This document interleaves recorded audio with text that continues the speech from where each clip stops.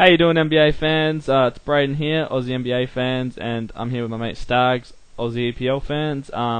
Bringing you our second video after we covered the draft on Friday, which was a lot of fun. Yeah, a lot of fun, that one. Really enjoyed it. Hope you all did. Basically, we're going to make a couple of videos today. First one's going to be a bit of a draft recap and talk about a couple of draft winners, a couple of draft losers, and then a few surprises that we took out of the draft. And the second video is going to be a bit about free agency. Basically all the rumours that are swirling around at the moment, and also answer your tweets that you tweeted into us over the last few days. Yeah, a few free agency offers have already been announced as well, so we'll bring you them. So things are starting to heat up. Today I'm wearing my Ricky Rubio jersey as a bit of homage to Spain winning the Euro overnight. Congratulations to them. Yeah, I thought I'd wear the Kyrie Irving again, just for a bit of homage of Irving winning the Rookie of the Year and Rubio failing to do so in his injury-interrupted year. Okay, so that's a bit of a crack at my jersey, but we'll keep going on with that anyway. So first of all, we got draft winners. My draft winner was an obvious one, the New Orleans Hornets, who picked up Anthony Davis, pick 1, Austin Rivers, pick 10, and Darius Miller, pick 46. I'll talk quickly about Austin Rivers. I think that he is a bit of a combo guard, obviously, lacks a true position, sort of a point guard, shooting guard split at the moment.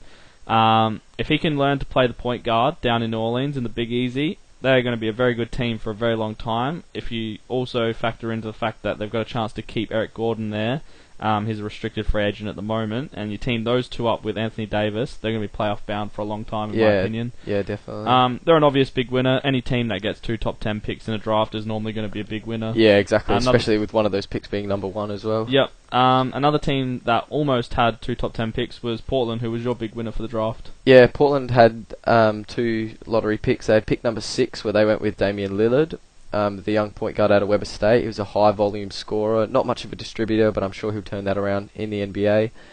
Number 11 was Myers Leonard. It was sort of a little bit of a reach. I mean, he was good talent, Myers Leonard, but still sort of a bit underdeveloped. He improved a lot from his freshman year in college into his sophomore year, but he's still got a little bit of development to do, and I don't think he'll have immediate impact, but they still have all-star forward LaMarcus Aldridge there. They also picked up Will Barton with number 40.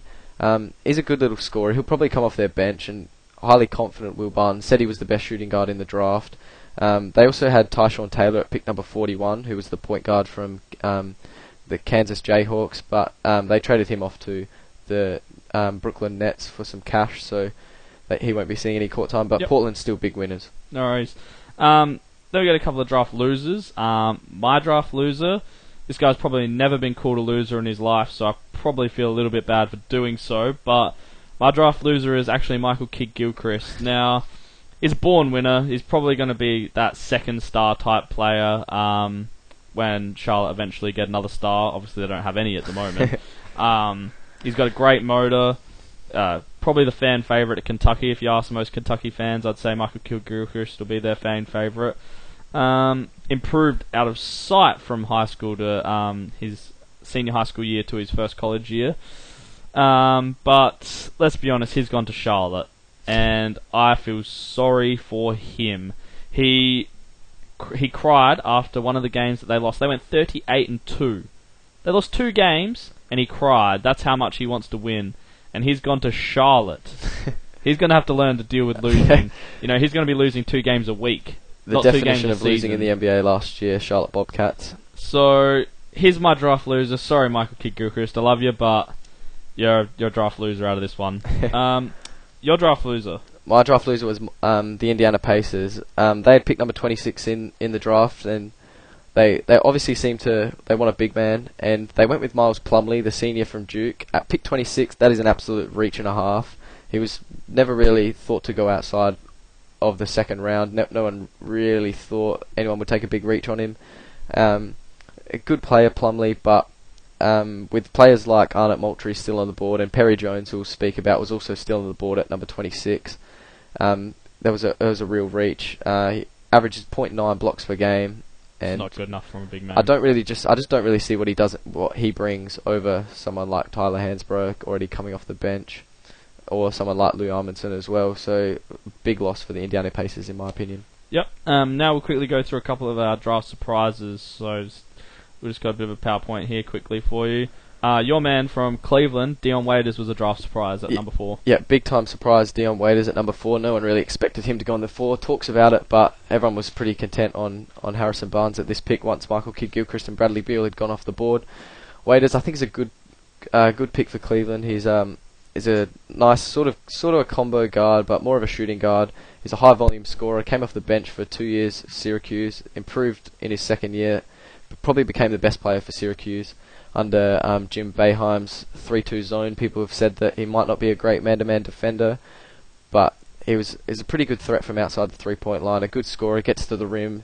He's been compared to Dwayne Wade. Wouldn't say that wouldn't speak that highly of him, but I would certainly hope that he does become a Dwayne Wade as a Cleveland fan.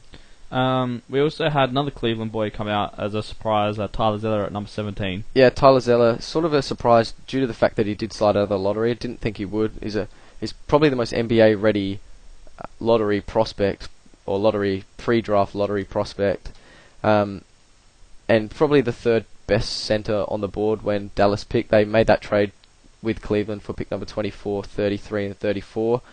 Sort of conflicting reports of if it was a good trade or not. I mean, essentially Cleveland have traded 3 players for Tyler Zeller, but in saying that, all they did really is cash in 2 early second-round draft picks that had some value that they didn't really want to move up in the first round and get a lottery-level talent like Tyler Zeller. He was the ACC Player of the Year, shot a good field goal percentage, he's got a nice jump shot, scored pretty well, he's got a good rebounder, and I think he'll be a good player next to Tristan Thompson and Anderson Varejao for the Cavaliers. And they were never going to take the 4 rookies into next season, as we said a couple of times on draft day, so it probably wasn't as bad as most people are making it out to be. My draft surprises, number 1 of mine was Jared Sullinger. We didn't see him dropping out of the top 20 rather.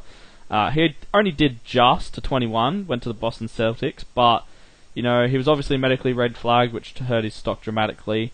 But a great player. I just didn't see any one of those late top 20 teams missing out on such a talent with such an upside if they could keep him healthy.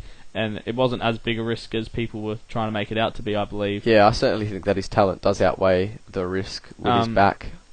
He played amazingly well at Ohio State, took him to the top 4, Final 4, and probably got the most developed post game coming out of this season's draft. And I think Boston got him almost with a steal down at 21. Probably would have been a top 10 pick without the medical red flag, so they got a nice top 10 talent there. Yeah, the only concern about Sullinger would be his athleticism and his not much improvement from his freshman to sophomore seasons. Next one was Perry Jones 3 for me, which was another huge slider. We had him as high as number 7. There was a little bit of rumours surrounding his knee, that there was a bit of a problem there, but Oklahoma would have been licking their lips when he was still on the board at 28. Played at Baylor, had a good season, good averages of 13.5 points and 7.6 rebounds. They say that there's nothing wrong with his knee. All the reports out of Oklahoma say he's good to go. So based on that fact, that's an absolute steal and should have never slid to 28. Nah, I get a feeling that we could be looking back at Perry Jones in a couple of years and saying, how on earth did 27 other teams pass on him? But sort of a little bit of an inconsistent scorer. Did sort of float in and out of games for Baylor last year, and that was the main knock on him. But certainly should have been a lottery talent. And if he came out after his freshman season, was probably looking at top 5 and a real big run at the number 1 pick. He's good size, good athleticism. So yeah, and when you can get a top 10 talent down at pick 28, you're always happy. Yeah. If it doesn't work out, they've only given up a 28th pick for him. If it does, they've done amazingly well, and that'll really help them in the next championship run. If he even sniffs his potential, that'll be a good value pick for OKC. Definitely. So that basically wraps up this part of the video.